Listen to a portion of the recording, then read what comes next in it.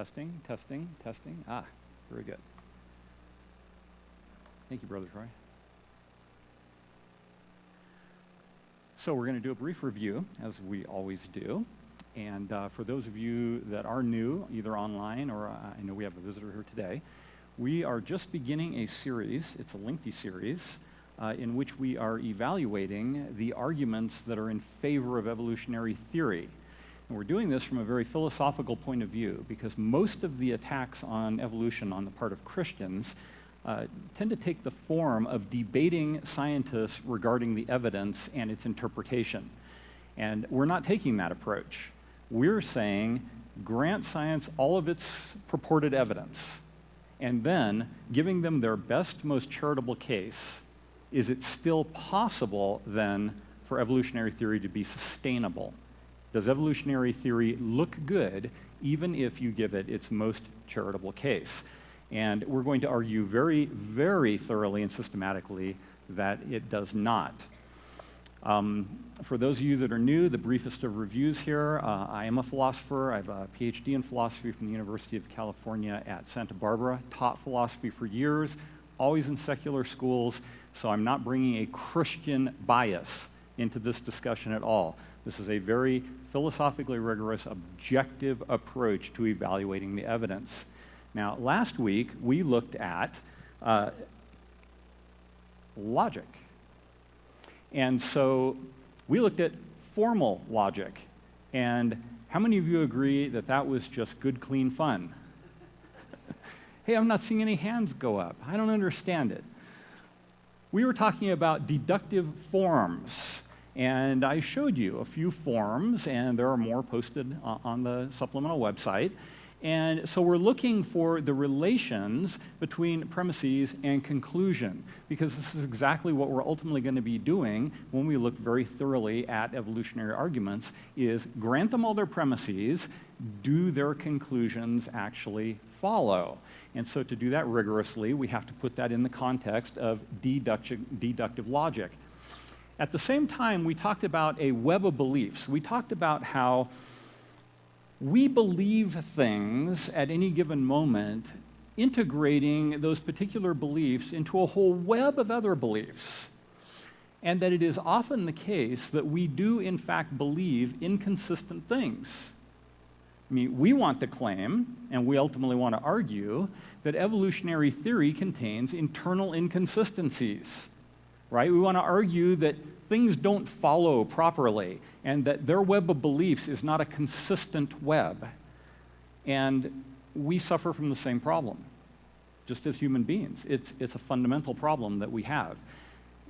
It's not because we're insane. It's not because, we just believe the door is open and the door is closed. We don't believe things like that. But I'll give you an example. Let's say that we have an argument that looks something like this. If P, then Q.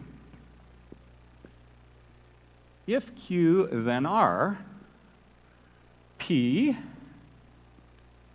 not R, therefore, Z. How many of you think this is a good, deductively valid argument?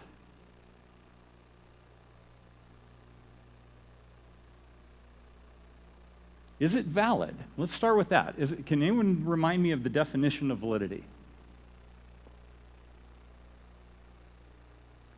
I see somebody looking it up. What is the relationship between premises and conclusion in a deductively valid argument?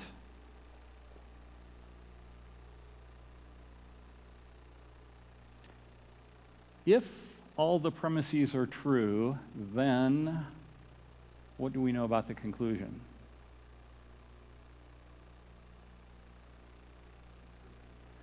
Not just that it's true, it's guaranteed to be true, right? And that's because there is no scenario, it is impossible in any scenario for all the premises to be true and the conclusion false.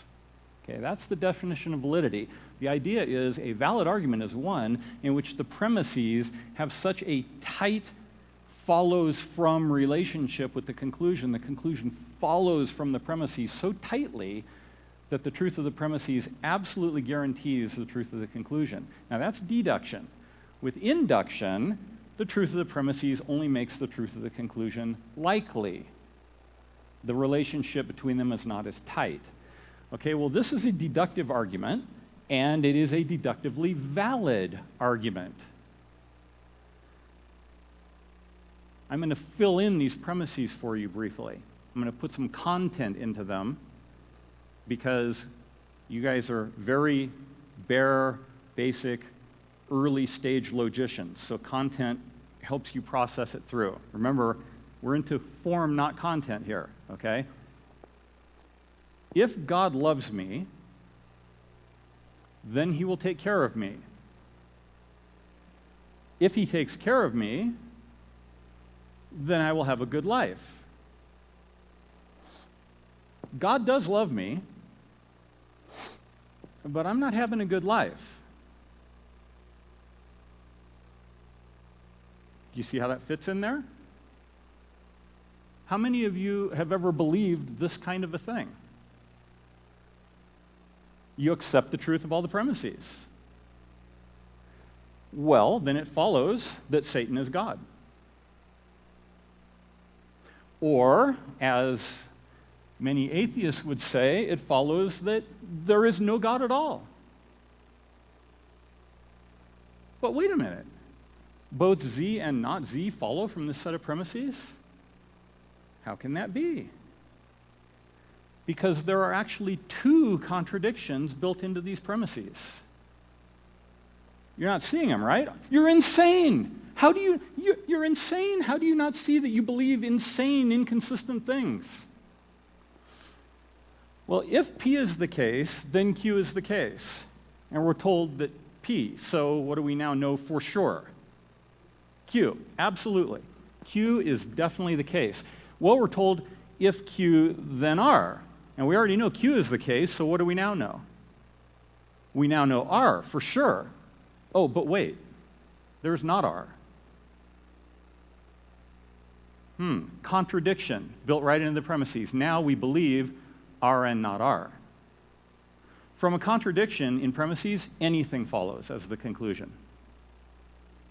Because remember, it's impossible for all the premises to be true and the conclusion false in any scenario, but it's impossible for all the premises to be true.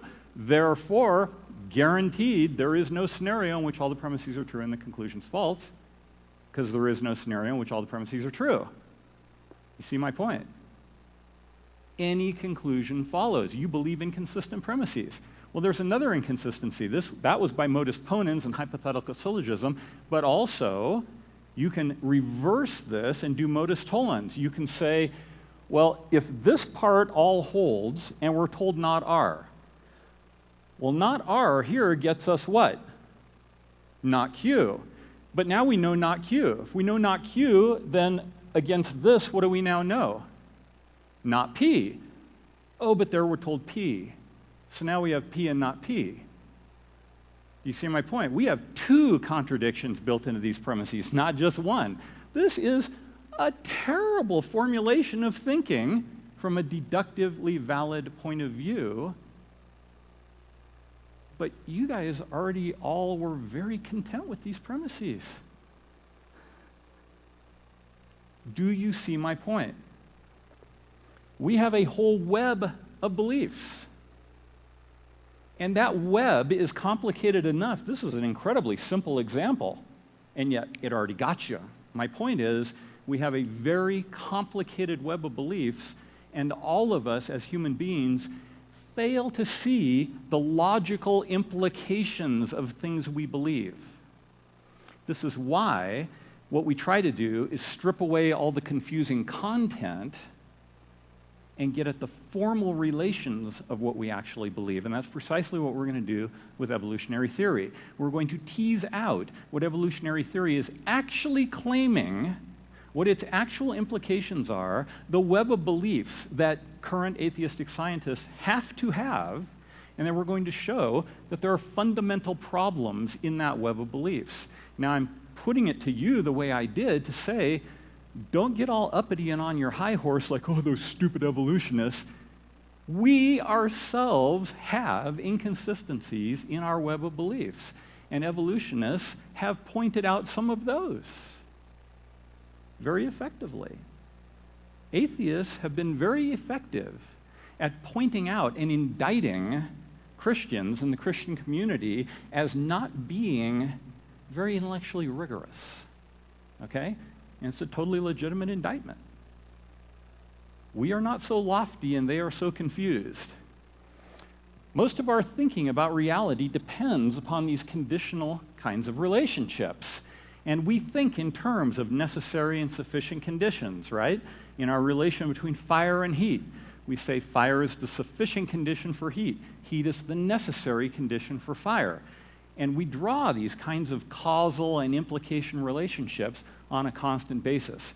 Now, this week, we're going to look really specifically, we're going to start into what the nature of evidence actually is. And W.K. Clifford was a mid-19th century philosopher and mathematician, geometer, who really, I'm going to make the case, was an incredibly brilliant guy, a guy way ahead of his time. In fact, if you'll note here, he actually wrote a piece called On the Space Theory of Matter, which gave a geometric account of the nature of space and the nature of matter that proved to be prescient. It was ultimately, Einstein developed the same ideas in the theory of general theory of relativity that rested on the shoulders of this giant.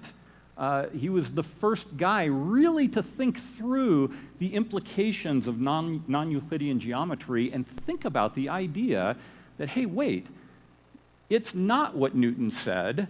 Gravity is not a force at a distance. That's not what's going on. It's actually a geometrical curvature of space that is causing this. And he didn't develop it to the extent that Einstein ultimately did and generalize it. Einstein was brilliant. But Einstein rested on the shoulders of W.K. Clifford. Now, the Clifford algebra, what he discovered, is fundamental to both engineering and physics. So I can't put in strong enough terms how far ahead of his time, how brilliant, how perceptive this gentleman W.K. Clifford was. He was also a leading proponent of the then pretty early Darwin's theory of evolution. He really thought that Darwin had hit upon something as a totally naturalistic account of the theory of origins. And 5 years before he was invited to join, the London Metaphysical Society was formed. And this Metaphysical Society came to become about the most prestigious group of thinkers on the continent at that time. Well, actually, I guess London isn't technically on the continent, but European thinking about metaphysics and philosophy. And extremely big names became part of that. It was founded by Sir James Knowles, Alfred Lord Tennyson, heard of that guy? Charles Pritchard, have you heard of that guy? Really big gun thinkers became part of the Metaphysical Society. And they were originally keeping people out who were unsympathetic to Christianity. This was a group of fundamentally Christian thinkers, and the formation of the Metaphysical Society was designed to sort of give a rigorous defense of the encroachments of science upon religion. And so their goal was very clear-cut and straightforward, and that was to give an intellectually rigorous defense of Christianity against things like the budding theory of evolution and so forth. Ultimately, they realized that in order to have intellectually credible debates, they would have to have people from the other side join and begin contributing.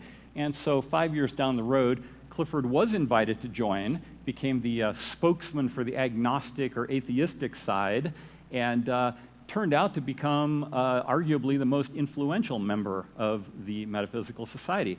Clifford really bashed on the Metaphysical Society for what he would have called, or what Kant would have called, speculative metaphysics. Their metaphysics was not based upon evidence in Clifford's view, and they were arguing in completely illegitimate ways on Clifford's view.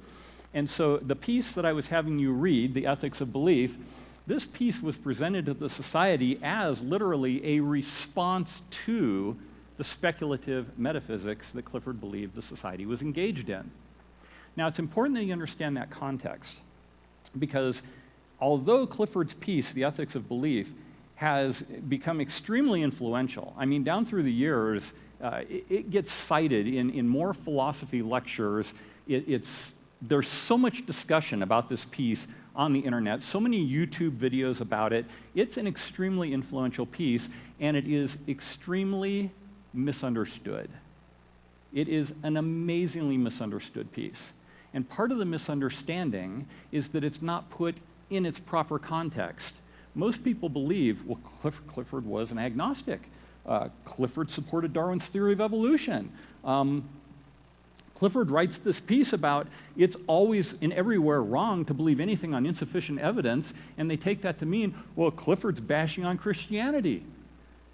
And even William James, 20 years later, writes a piece, The Will to Believe. And in that, he responds to Clifford's The Ethics of Belief, basically trying to give an account of how it's totally legitimate to believe in Christian propositions, despite the fact that we can't have sufficient evidence for those propositions.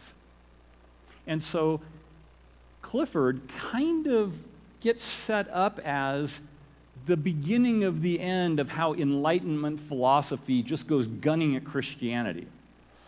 And even this movie that we're going to watch on Friday night, God is Not Dead. The philosophy professor in that is a caricature of philosophy in general. Now, all my philosophy education was in secular universities, and I've seen a lot of philosophy professors over the years. There's no philosophy professor that would act like this guy in this movie. It is literally a caricature to the point of absurdity. There is no such philosophy professor as this guy is portrayed. But that is the caricature of philosophy, and it comes back to Clifford.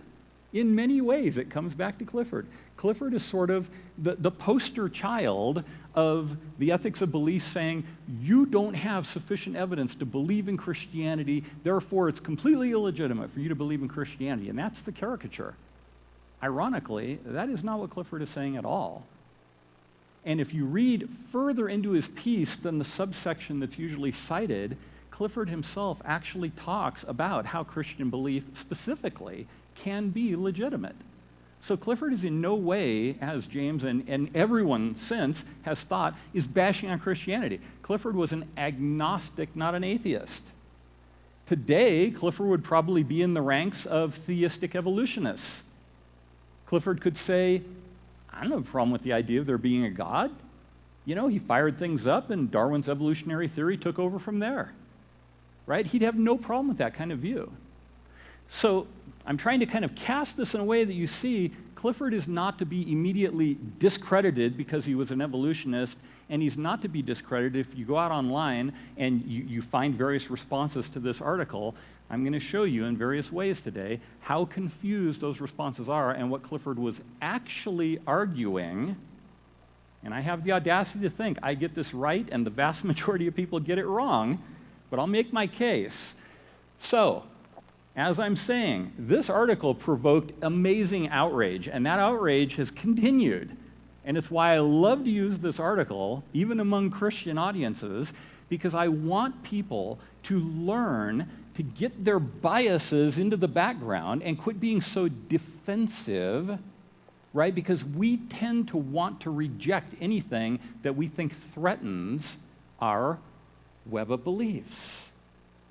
But now when I pointed out to you how this web of belief was inconsistent, did you all get outraged and freak out and want to stone me and think I was bad and evil? No. I'll tell you what the problem is. It's right here. Right? It's not the case that just because God cares for you, you're going to have a good life.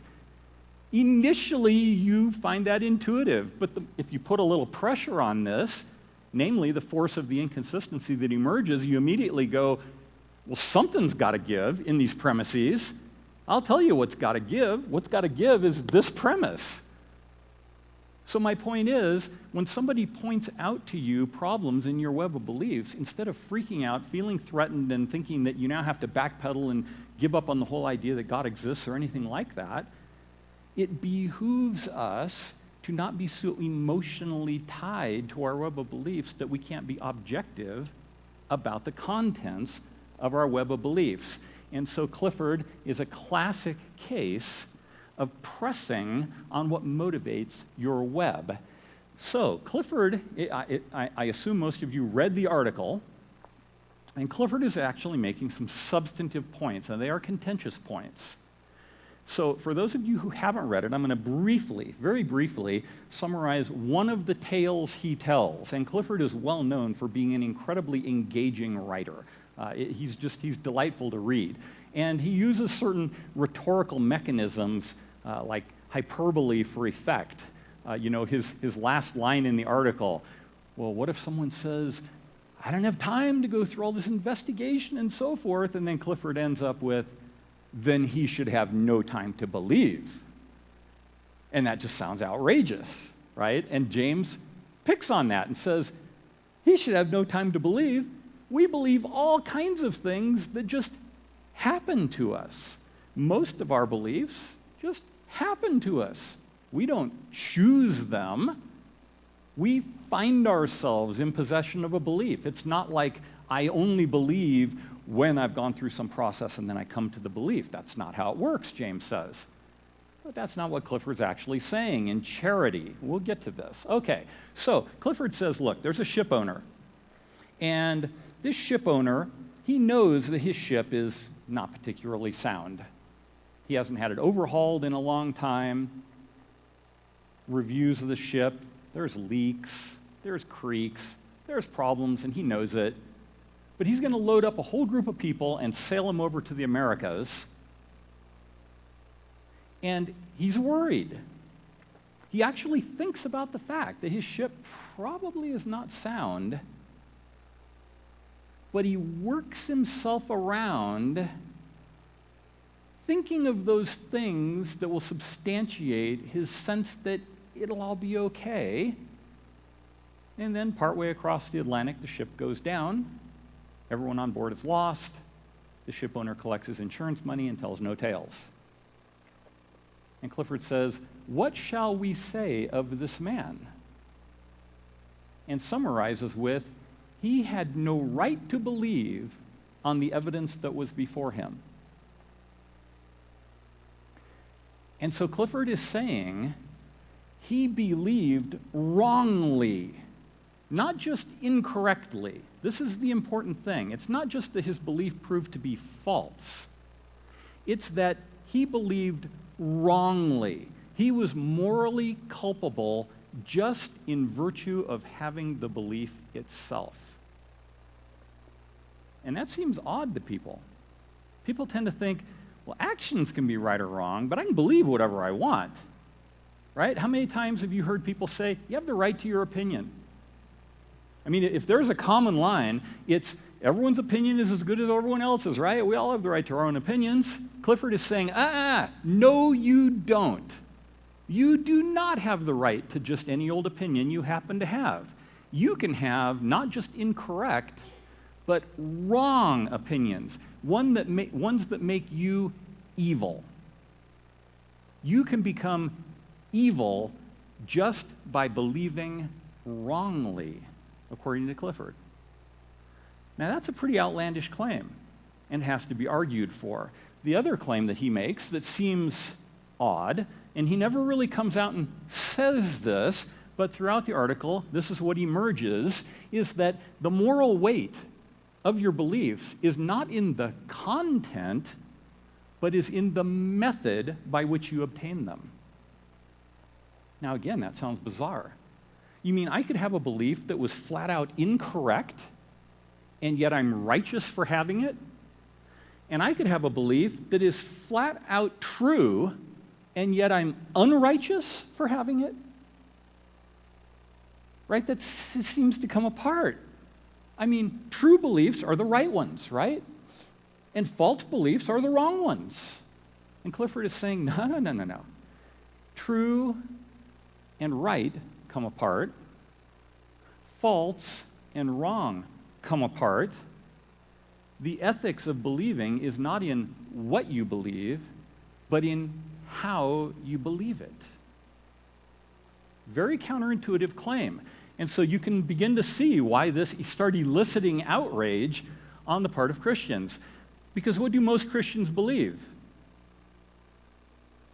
I mean, if you think about what the Bible says, how much weight does the Bible put on believing? John 3:16. What's the bar? How do you get over the bar according to John 3:16?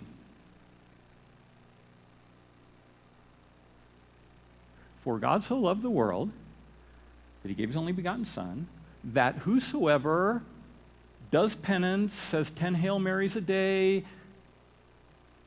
visits the Vatican, whosoever believes, and then we hear, just believe, and you and your house shall be saved. Right? Again and again and again throughout Scripture, we see this connection between believing correctly and being saved. Right? Am I being uncharitable? Am I saying anything that's at all doing violence to the intent of the Scripture? No. This is what Scripture flat out says. Believe the right things, and that's what saves you. Well, there you go. What Clifford is claiming comes completely apart from the Bible. Well, let's wait and see. You're going to be surprised. So let's look at an argument. This, I believe, is a very legitimate encapsulation of what Clifford is arguing for the first point. If actions have moral weight, then beliefs do. Actions do have moral weight. Therefore, beliefs have moral weight. Anybody recognize the form of that? Yeah, it's just modus ponens. If P, then Q, P, therefore Q. It's just if P, then Q, P, therefore that would be Q. The rest of that's superfluous. Modus ponens, always valid. And in this particular case, it even looks sound. Do you have any problem with the first premise?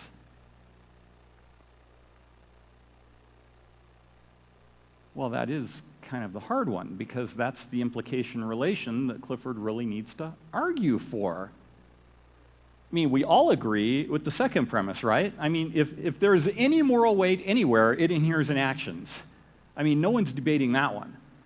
So if Clifford can get the truth of the first premise off the ground, he's done. Beliefs have moral weight, right? And so Clifford actually very much argues for that premise. And we seem to be dead, so can you do the restart on that? So the idea then is that if he establishes the truth of this first premise, then in fact, beliefs do have moral weight. Now, this should matter to you, not only because we think in terms of other people ought to be intellectually honest, and we presume that we ourselves are, right? But we should be evaluating the contents of our beliefs, according to Clifford, and I think accurately so, way more carefully and rigorously than we do. Because this whole idea of I can believe whatever I want gives us a very lax notion about what we believe, how we believe it. And Clifford is pressing on that very hard. So think about it. Actions, in fact, spring from beliefs. As Clifford argues, beliefs inevitably produce actions, right? I mean, there is no such thing as a truly held belief that doesn't have its outcome in action. Is that right? Isn't that, in fact, what the entire book of James is designed to establish? That, in fact, beliefs produce actions. And it's that very kind of relationship. We even evaluate the morality of actions based upon what we think a person believed, right? We may even think in terms of whether or not a person is morally culpable based upon whether or not what they did was in fact an action. Now you're thinking, wait a minute, they did something. They acted. But is that true? Is it really the case that just because a behavior or an event takes place where the human being was in the causal chain, that means it was an action? Really? Now you're thinking, man, he's dropping the pen a lot. The first time, how many of you thought, why did he drop the pen? By the fourth time, how many of you thought, well, what's going on with the pen? So here's the point. The first time you could say, Richard didn't drop the pen, not in a sense of Richard intended to drop the pen. You wouldn't the first time ask me, why did you drop the pen? Because you would think that wasn't an intentional action. You would say it was an event, but not an action. But by the fourth time, the fifth time, I don't remember how many times I dropped it, you're thinking to yourself, something's going on. There's probably some intentionality built into this for some reason, and here it is. I'm making a point. I intended to drop the pen to make this very point, and so it was an action. Actions have moral weight. Events don't.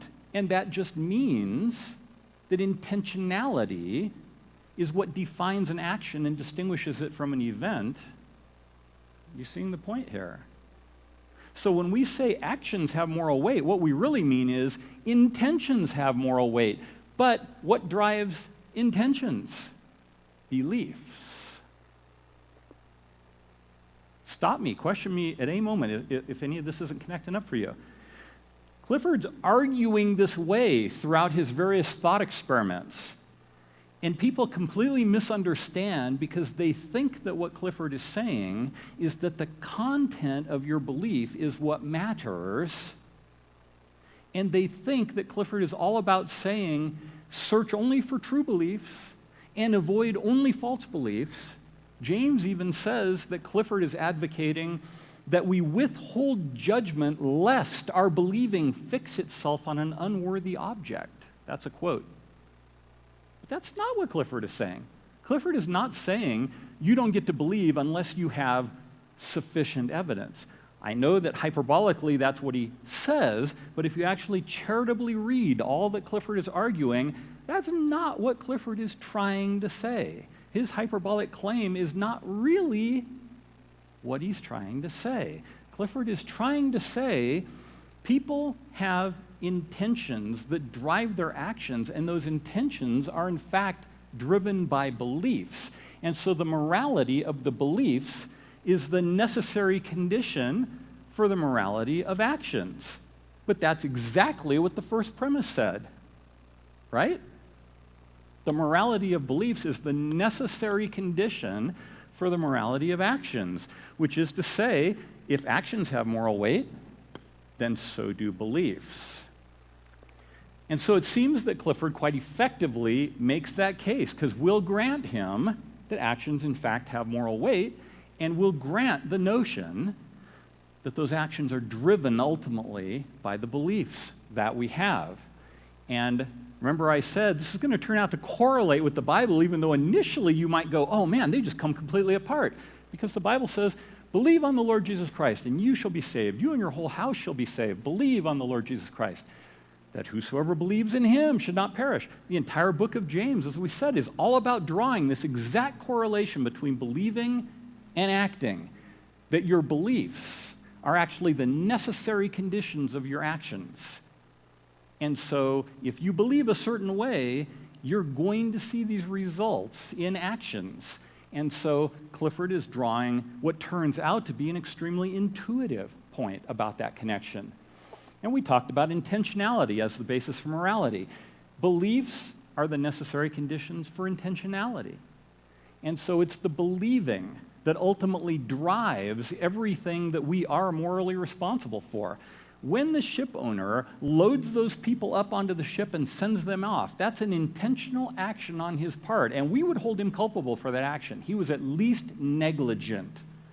If it came out in courts of law today Take an airline carrier, for example, that it turned out wasn't maintaining their planes, wasn't doing the reviews of their planes that they were supposed to do, even suspected that a given plane was unsound, yet they loaded it full of people and sent it up. They'd be held criminally liable for that. The civil lawsuits would be mind-boggling. No one would even hesitate to hold them morally culpable for that. And yet Clifford's point about the ship owner, which exactly parallels it, is that just the fact he was able to sincerely work himself around into a peaceful state about the condition of this ship or this plane, that can, as Clifford says, in no wise save him. And if in a court of law, the CEO of some airline company stood up and said, you know, I go through the exact same reasoning as Clifford's ship owner did. I thought about how many times the plane has been in the air.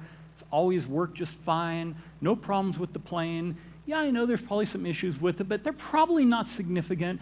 And really, I sincerely believed that the plane, I say it under oath, I say it before God, I sincerely believed that the plane was going to be okay. Do you think the court is going to say, okay, sorry, you have the right to your opinion. Everyone's beliefs are as good as everyone else's, so you're off the hook. What court of law is going to do that? Not a one. That guy is going down because we know the truth of what Clifford is saying. And we know that sincerity can in no wise save you. Why? Because we are expert at overlooking glaring problems in our own web of beliefs. The heart is deceitful above all else, and who can know it? Our own peace within a given belief system is not in the slightest a reliable measure of whether or not our belief was right or wrong. So Clifford is argued then, he's an evidentialist. And online you'll see all kinds of discussion about how evidentialism is question-begging and it's not a good paradigm for epistemology and so forth, and you'll see all this kind of stuff. Well, first of all, Clifford's not an evidentialist in the sense that he's being painted. I'm arguing against that. So I'm going very publicly on record. Clifford's not an evidentialist in the sense that these people are saying that he is. So if you do look this up and you go online and see what people are saying about Clifford, I'm pointing out to you now the confusion. Clifford is not an evidentialist. Clifford is not about content. It's not the content of your belief that matters. Let's say, by contrast, let's talk now about our plane owner, our CEO of our airline. And our CEO goes to court and says, I'm terribly sorry about the plane going down. We have maintained rigorous records of the inspections that have been done, and our inspections have systematically exceeded FAA requirements. We thought there might be a problem with the rudder hydraulics. We had it checked out. We had it fixed. I knew of no substantive problems in this airline. Had we known of any substantive problems, we would have had it fixed. We did everything in our power to ensure that the airline was safe and sound, and the failing that actually occurred was one that escaped our inspections, escaped our best efforts to make the plane safe and sound. We're very sorry. Is anyone going to be held culpable in that case? No. Why? Because he had the right to believe that the plane was safe and sound on the basis of the evidence that was before him. But why? Was it that his belief happened to be, wait, his belief was just as false.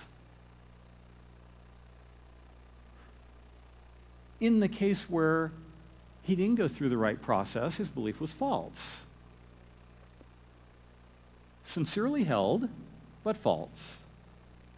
In the case where he does go through the process, the belief is false. But in the one case, he's morally culpable for believing what he believed, and in the second case, he's not morally culpable for believing what he believed. But the content of the belief was the same. Do you see my point?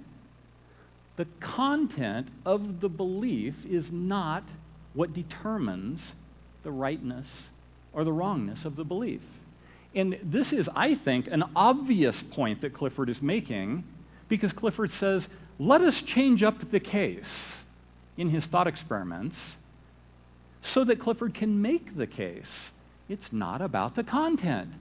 Yet James, and everyone since James, has very uncharitably accused Clifford of saying, he's an evidentialist. This is all about content. You're not allowed to believe anything unless you can pile up a giant mound of proper content. That is not at all, in the slightest, what Clifford is actually saying. And I think that, as I'm arguing right now, pseudo-Clifford, it's clear. He's not arguing for the content of your beliefs being true or false. He's saying the truth or falsity of most of our beliefs is a function of the way the world is. Now, I'm using a Tarskian notion of truth. There are many different definitions of what is true is actually accomplishing. Tarski's is the most intuitive.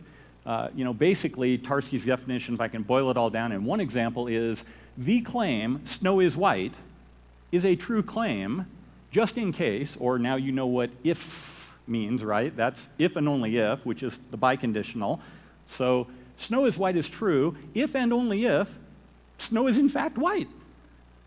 So the world and how it coheres with the content of our beliefs is what makes beliefs true or false. We don't choose whether our belief is true or false. The world and the facts of the world just decide whether our beliefs are true or false.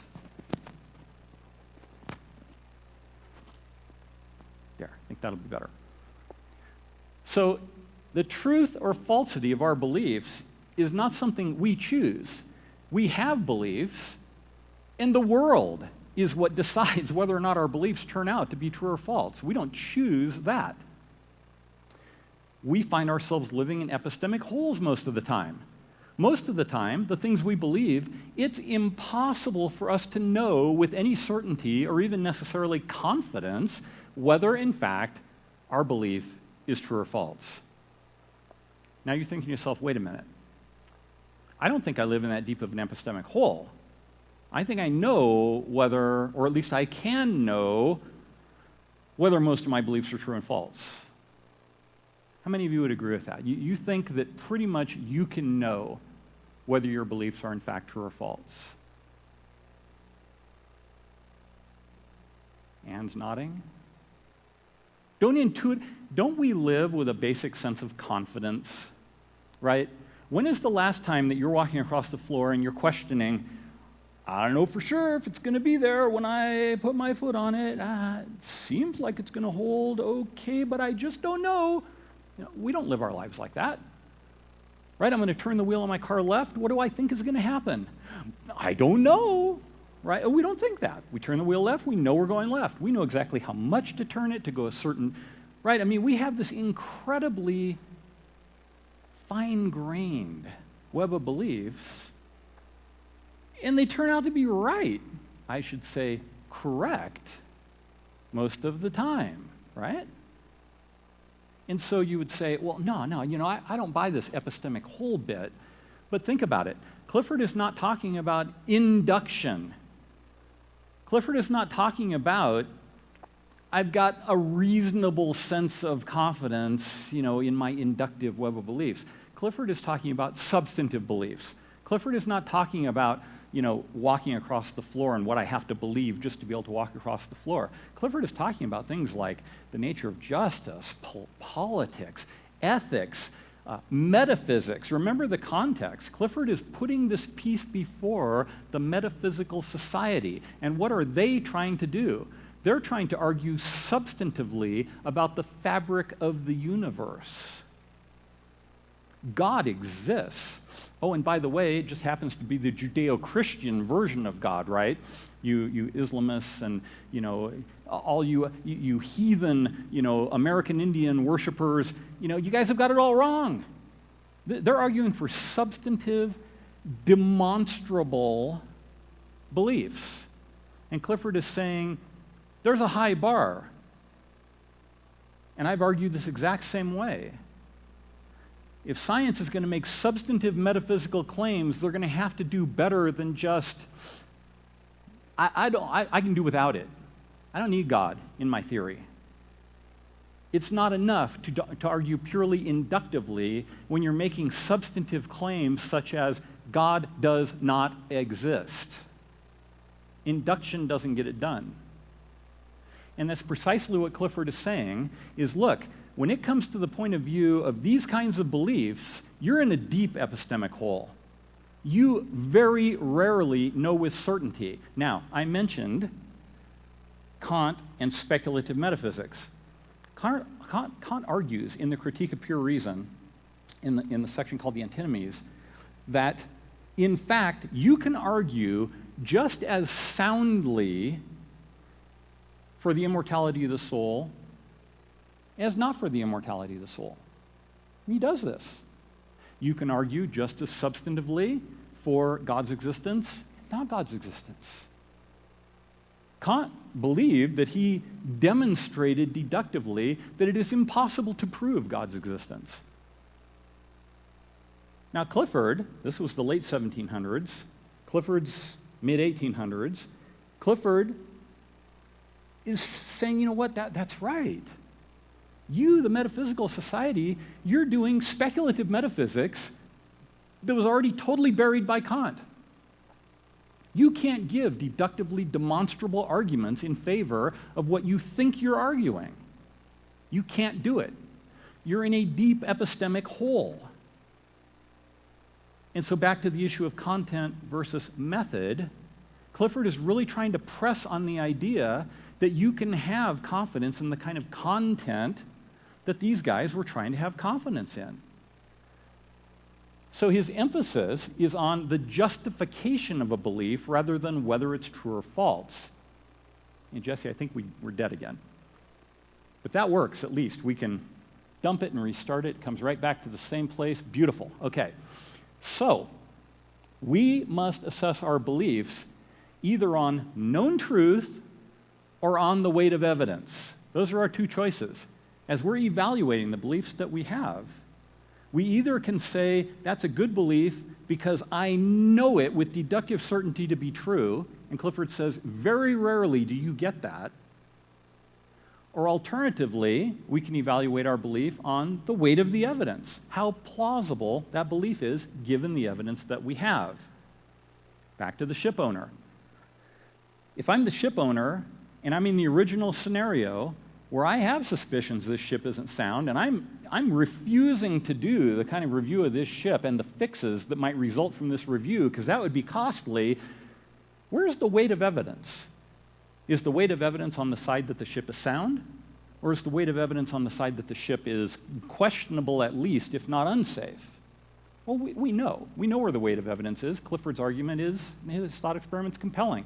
The airliner case, for us, makes it even more compelling. It's about weight of evidence. It's about plausibility. Okay? So we cannot know the fact of the matter in many cases regarding whether our beliefs are true or false. And so we end up choosing our beliefs on the basis of weight of evidence rather than deductive certainty. So our assessment about the weight of evidence can only revolve around a methodology. Do you notice how Clifford is further and further abstracting from content here? Clifford is saying the content can't be where the moral weight is because most of the time, particularly about our most substantive and dearly held beliefs, we can't know. We can only make assessments on the weight of evidence. But how do we weight evidence? That's nothing but a process. That's a methodology that we employ. And so the moral weight of believing is not in what we believe, but is in how we believe. So what is insufficient evidence for Clifford? Well, he gives classic examples, right? It's this self-serving, convenient approach to assessing evidence that happens to cohere neatly with the web of beliefs that it's convenient and self-serving for us to have. And so we do. As human beings, psychologically, we tend to accept other beliefs that suit us. Isn't that true? Don't we have an emotional connection to what we believe? Yeah. And we tend to literally with an emotional connection, beliefs that serve us, that cohere with our other web of beliefs. And this is precisely what scientists are accusing the Christian community of doing. Guys, they say, wake up. You guys have this totally self-serving, convenient belief system that does not cohere with the weight of evidence. You guys are cherry-picking the evidence, they tell us. You're cherry-picking the evidence because you like it. So Clifford is really arguing for intellectual honesty rather than having true content. And I'm going to say that again. Clifford's point is not that you're not allowed to believe everything until you're sure of it. Clifford is saying, if you are intellectually honest, then you are believing rightly, even when the content of your beliefs, maybe someday, maybe never, but it actually, objectively speaking, is false. Just because the content of your beliefs is false doesn't mean you're believing wrongly. So, what is intellectual honesty? Clifford, in his article, goes after all of these points. You're constantly searching for evidence. There's no belief on Clifford's model that is static. I'm not talking about 1 + 1 = 2. I'm talking about those beliefs in which you're in an epistemic hole, in which the best you can do is assess the weight of evidence. And Clifford is saying how you go about assessing the weight of evidence is what establishes the rightness or the wrongness of your current belief system. If you have an approach to believing in which you are constantly seeking evidence to add to your pile, so that you're constantly saying, I could change my mind. Now, wait a minute. Some of you are thinking, see, here's where these philosophers, man, I mean, you just can't trust them because they're always calling into question stuff that I know. Doggone it, I know. Well, think about this. There's something that Muslims, Jews, and Christians all hold in common. The first 5 books of the Bible. We're all religions of the book, so they say. Now, how many of you would raise your hands and say that you think that what Muslims believe is true? It's a Christian audience. I'm not surprised by the fact that there are no hands up. Muslims, if I were asking this exact same question to a group of Muslims and said, how many of you would raise your hands and say that what you think what Christians believe is true? How many hands would I see? Not a one. There's a vast divide between Christianity and Islam. How many of you Christians think that Islam should come onto our side of the fence?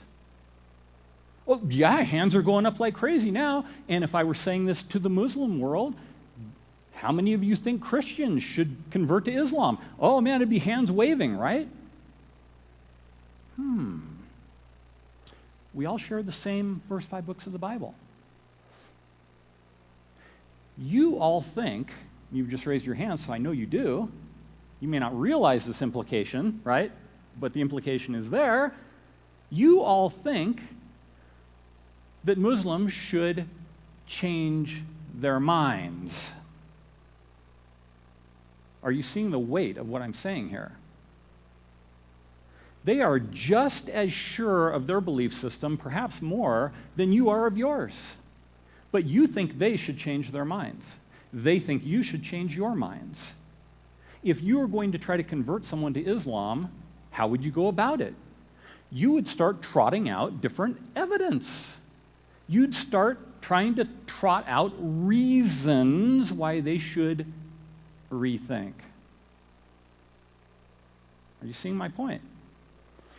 You think Muslims should be intellectually honest, right? You think they should always be searching for additional evidence, because the minute they close their mind to evidence, they can't be reached, right? Are you seeing the point? Anybody that closes their minds to evidence cannot be reached by the truth.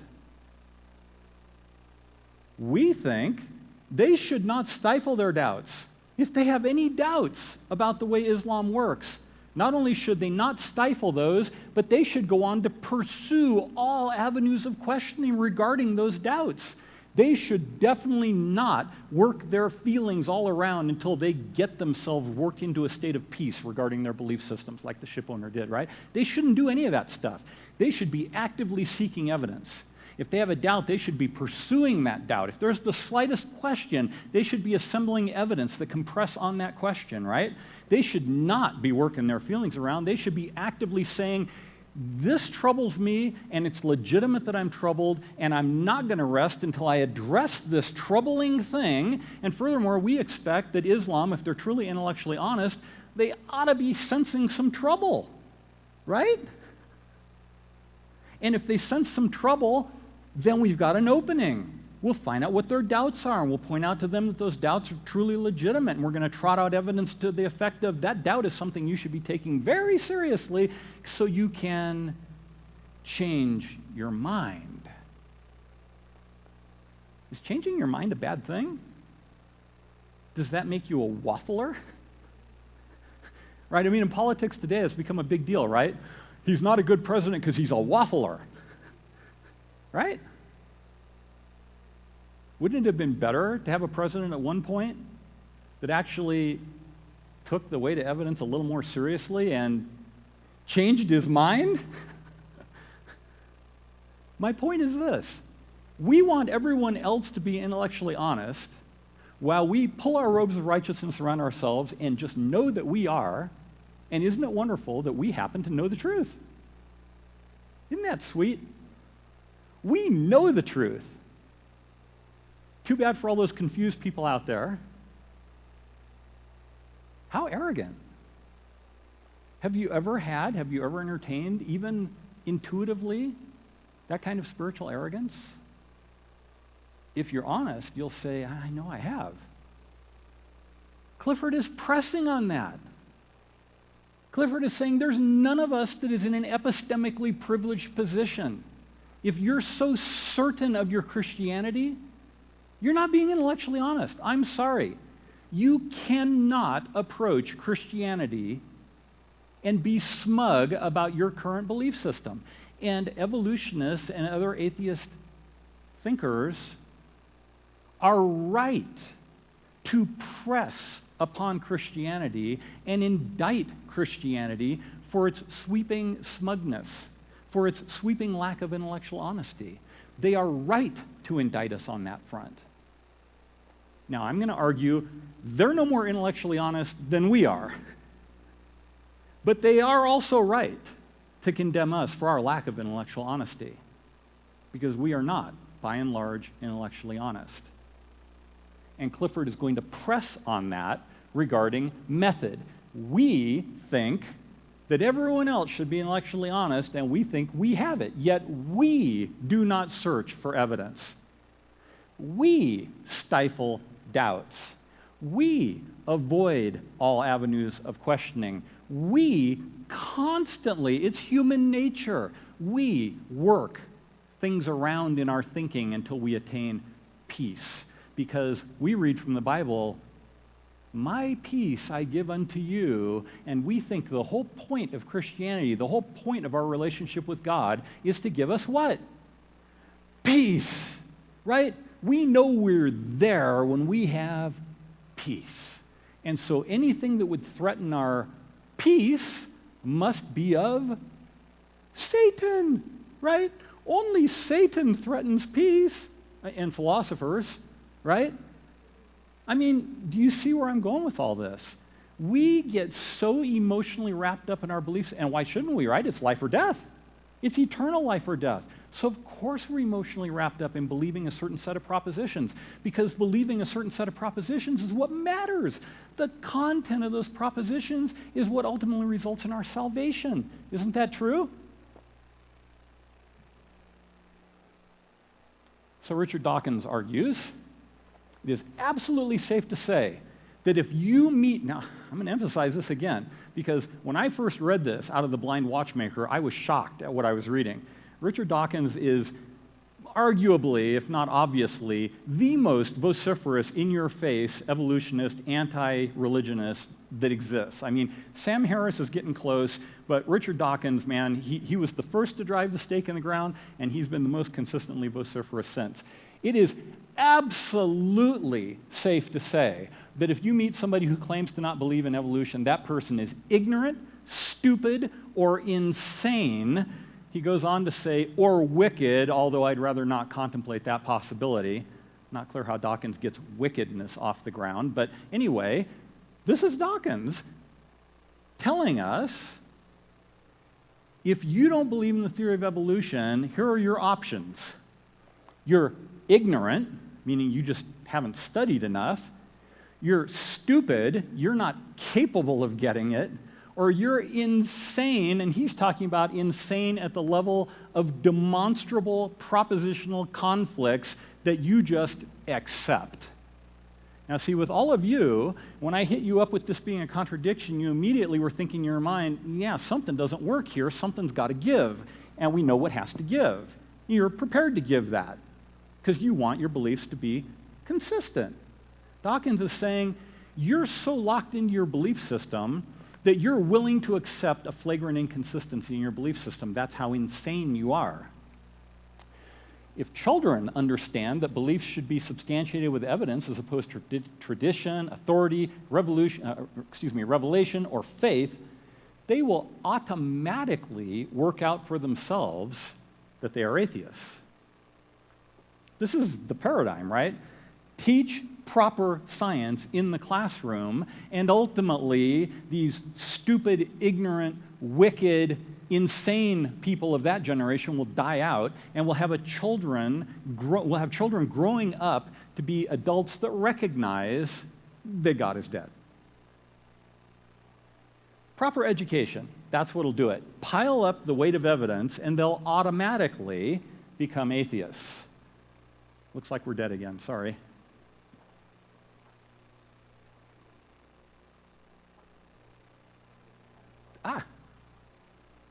There we go. I love this t-shirt. This is Dawkins again. Religion. Together we can find the cure. I'm telling you, Dawkins is the man. There's no doubt about it.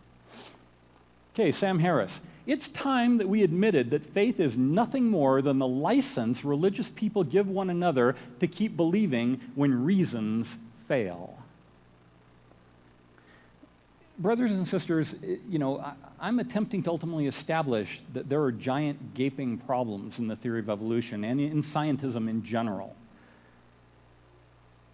But these kinds of indictments against Christianity or religion, they didn't emerge in a vacuum. How anti-religion these guys are, and the way that they're winning hearts and minds in the marketplace of ideas, particularly among the young people, they realize they're not going to change your beliefs, right? Because you're either ignorant, intentionally and desiring to remain ignorant, or you're stupid, or you're insane and you like being insane because it suits you, right? You guys are a lost cause. This generation, but the cure, if you want the cure on Dawkins' t-shirt, the cure is the way you're going to educate the young people. And I can tell you from teaching philosophy for years that the battle place is in the hearts and minds from middle school through college. And we Christians are losing young people in droves because this mode of thinking works. They are attacking us on intellectual credibility, and they're winning that case. And the reason they're winning that case is because, by and large, Christians have not been intellectually honest. And so, brothers and sisters, as I talk about intellectual honesty, this isn't for them. See, we're going to show how those scientists are not being intellectually honest. Man, go Jensen. That's not what we're going to do. This isn't go Jensen, boy, those bad scientists. This is, what do you see in you that motivates this kind of vociferous attack? What do you see in Christendom writ large that motivates such a systematic determination to grind out religion? Very successful in Europe, I might add. Ironically, the London Metaphysical Society went away fairly soon thereafter. And what do you see in the UK at this point? A whole lot of Christians over in the UK? No. Tiny minority of people in the UK call themselves Christian. I don't remember the exact statistic. It's less than a quarter. We've lost on the continent and in the UK. It's a done deal. We've lost. Where's Christianity growing? In the third world. Why is it growing in the third world? Because they're ignorant. Let's be frank. Are they educated people in the third world? No. Are they aware of all of the things science has trotted out? Are they aware of the attacks upon religious belief? No, they're ignorant. I'm not going to call them stupid, nor am I going to call them insane, but we prey on ignorance. Now that sounds harsh, but it's true. Christianity preys on ignorance. We succeed where people are ignorant. We fail where people are intellectually sophisticated. Houston, do you see a problem?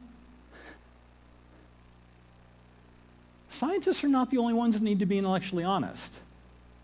And so you'll find, as I'm going forward with this, that I'm going to be showing both sides of the table here. This isn't going to be just some glowing report on the wonders of Christianity and how horrible and bad and stupid and ignorant and even wicked those scientists are. That's not where this is going, brothers and sisters. The bar is high, and Clifford nails it. It's intellectual honesty. So you've got some questions to ask yourself. We are all guilty of some sweeping intellectual hypocrisy, and our young people recognize it. Do you remember when David was sitting back there early on, and I asked him, what did he say? Hypocrisy. And as the Value Genesis study found, we're not talking about just behavioral hypocrisy. And as I found, as an instructor at Walla Walla University, as a professor at Walla Walla University, the droves of students who would come to me and say what I consider to be horrifying words. You're the first guy in my entire life to step up to the plate with questions that I've had. No one wants to give me an answer to. The pat answers, the intellectual hypocrisy that I get from my pastors, my parents, even my friends that are dyed-in-the-wool Seventh-day Adventists, the hypocrisy that I see in their own thinking galls me. If you want your children, your grandchildren, and the next generation to be credible human beings in the modern world, they've got to be intellectually credible. And so we both appeal to the same kinds of evidence. When you say, well, the Bible said blah, blah, blah, or I know because God said, you're appealing, and we're going to get into this next week, you're appealing to empirical evidence. Evidence of the senses, and I mean both inner and outer sense. You're appealing to evidence that you get from your five senses, and you have inner sense as well. You can sense when a thought has changed to another thought. You can sense the passage of time. You can sense your own inner voice, and you would say you could sense God speaking to you in your mind. This is all inner sense. It's all experience. It's all empirical. But that's precisely science's evidence. So we're weighting a pile of empirical evidence against a pile of empirical evidence.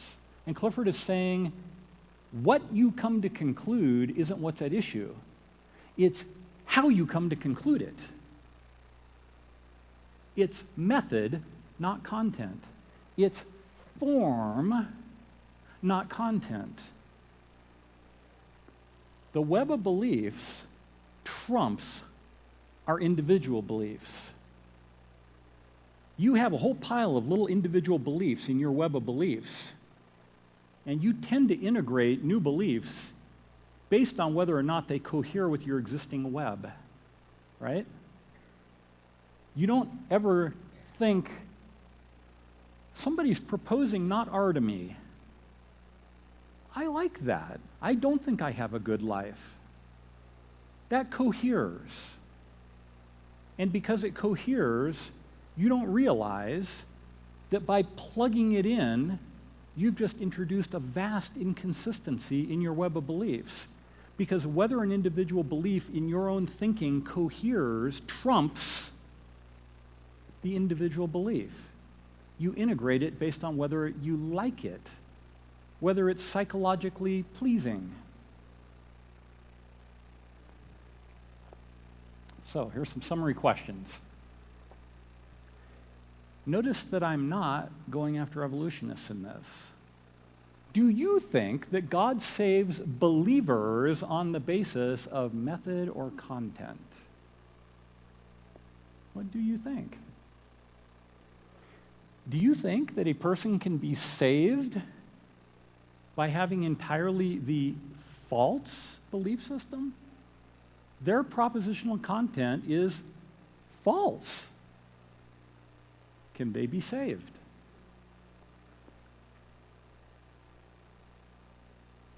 Some are kind of shaking their head, but it's kind of doing this round and round thing. Some are nodding, but it's very, very slight, right? I mean, sorry, Sharon? If they change their mind, what if they never reached the time slice at which they did change their mind? What do you think God is evaluating? That at any given second, the content of your beliefs is all correct?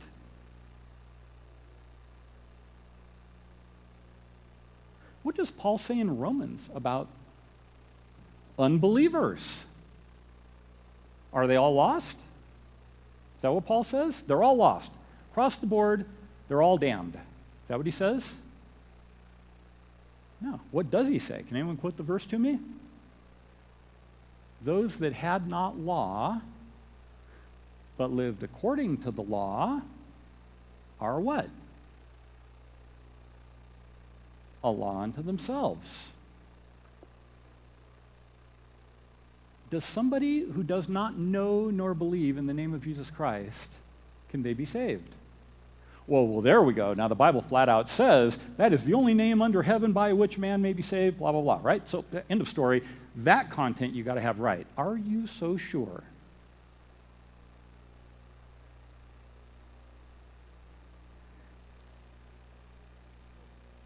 Did they know? If they don't know Jesus, but maybe they know him under a different name, right? What about the Great Spirit? Do you think there will be any American Indians in the kingdom? Any? Just curious. I'm not going to tell you the answer. I think I know what the answer is.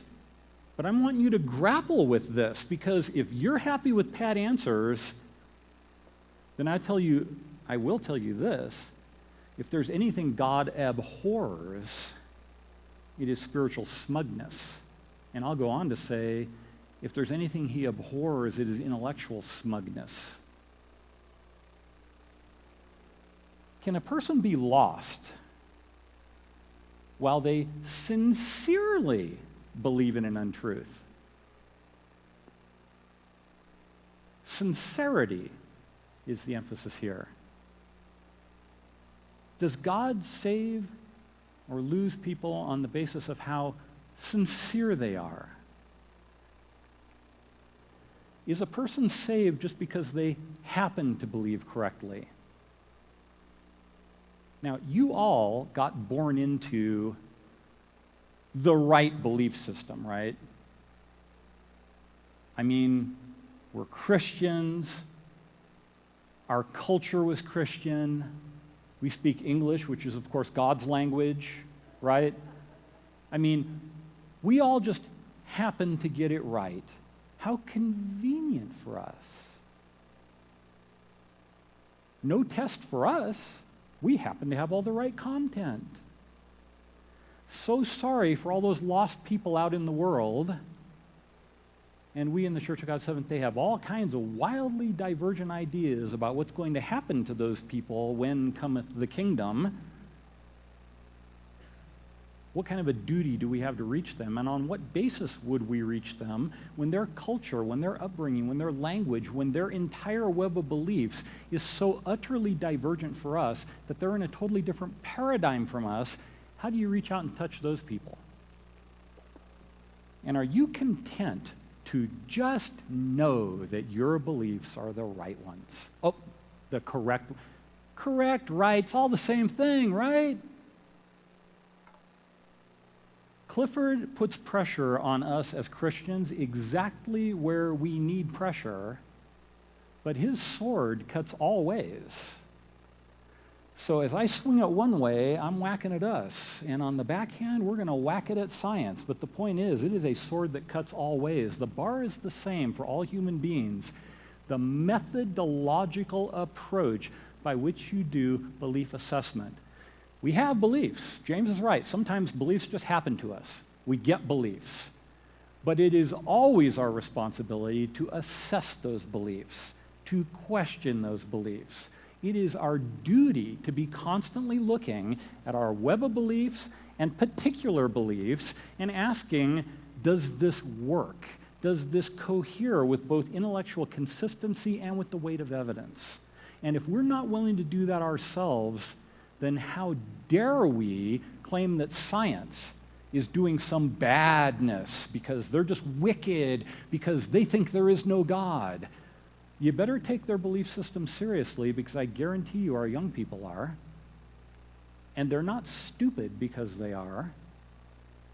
Conversely, we need to be able to demonstrate to science that our belief system is more intellectually credible and rests on better evidence than they sweepingly like to dismiss us as having. So Clifford's sword is going to cut all ways, but the bar is going to be exactly the same for all of us, and you don't get to escape the bar. Are you intellectually honest? That is the great question that I leave you with. Tomorrow, I'll post the next thing online, which is going to have to do with evidence, the nature of evidence. What even is evidence? Because if we have to believe on sufficient evidence, we better know what evidence is. So we're going to talk about evidence. Thank you again so much for your time and attention and your responsiveness. Have a wonderful day.